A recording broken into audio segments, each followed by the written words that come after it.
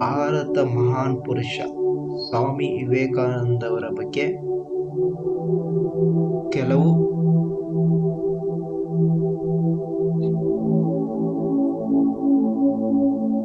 ತತ್ವಗಳನ್ನು ತಿಳಿದುಕೊಳ್ಳೋಣ.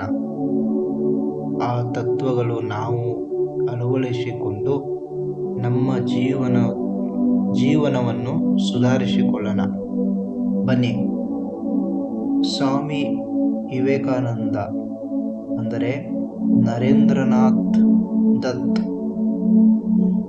ಇವರು ಜನವರಿ 12, 1893 ರಲ್ಲಿ ಭಾರತದ ಅತ್ಯಂತ ಪ್ರಸಿದ್ಧ ಮತ್ತು ಪ್ರಭಾವಶಾಲಿ ತತ್ವಜ್ಞಾನಿಗಳಲ್ಲಿ ಒಬ್ಬರು. ಬನ್ನಿ, ಇಂದು ನಾವು ಅವರ ತತ್ವಗಳನ್ನು ನಮ್ಮ ಜೀವನದಲ್ಲಿ ಅಳವಡಿಸಿಕೊಂಡು ನಮ್ಮ ಜೀವನದಲ್ಲಿ ಕೆಲವು ಸಮಸ್ಯೆಗಳನ್ನು ಬಗೆಹರಿಸಿಕೊಳ್ಳೋಣ.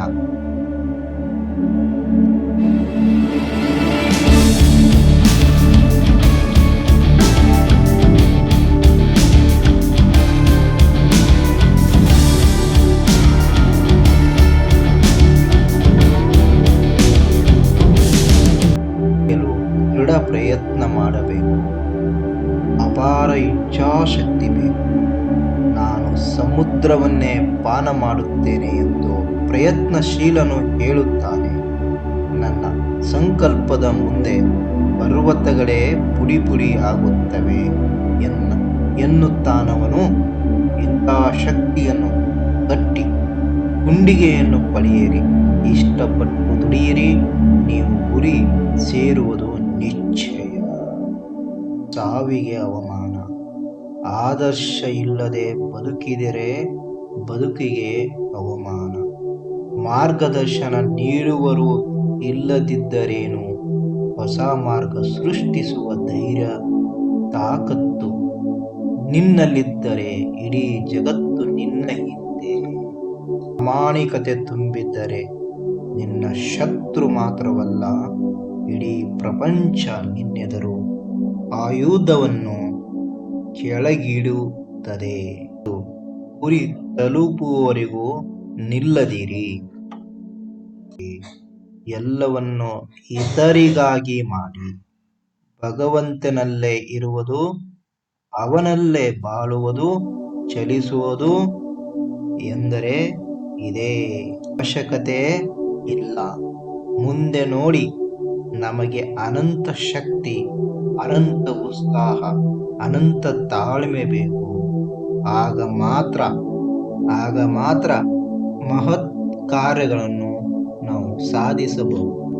ನಿಮ್ಮೊಂದಿಗೆ ಮಾತನಾಡಿ. ಇಲ್ಲದಿದ್ದರೆ ನೀವು ಈ ಜಗತ್ತಿನಲ್ಲಿ ಒಬ್ಬ ಅತ್ಯುತ್ತಮ ವ್ಯಕ್ತಿಯ ಜೊತೆ ಭೇಟಿಯಾಗುವುದನ್ನು ತಪ್ಪಿಸಿದಂತೆ.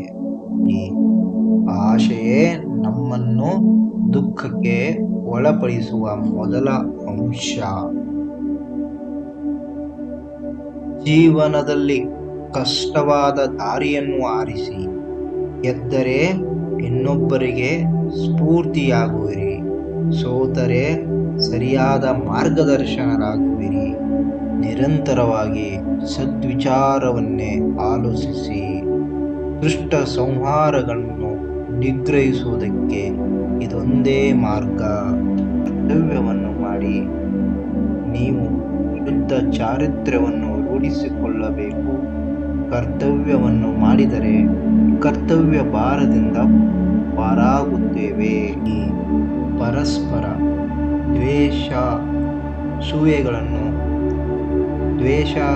ಅಸೂಯೆಗಳನ್ನು ತೊರೆಯಿರಿ. ಪರಸ್ಪರ ವಿರುದ್ಧ ಹೊಗಳುವುದನ್ನು ನಿಲ್ಲಿಸಿ. ಕೆಚ್ಚೆದೆಯುಳ್ಳವರಾಗಿ.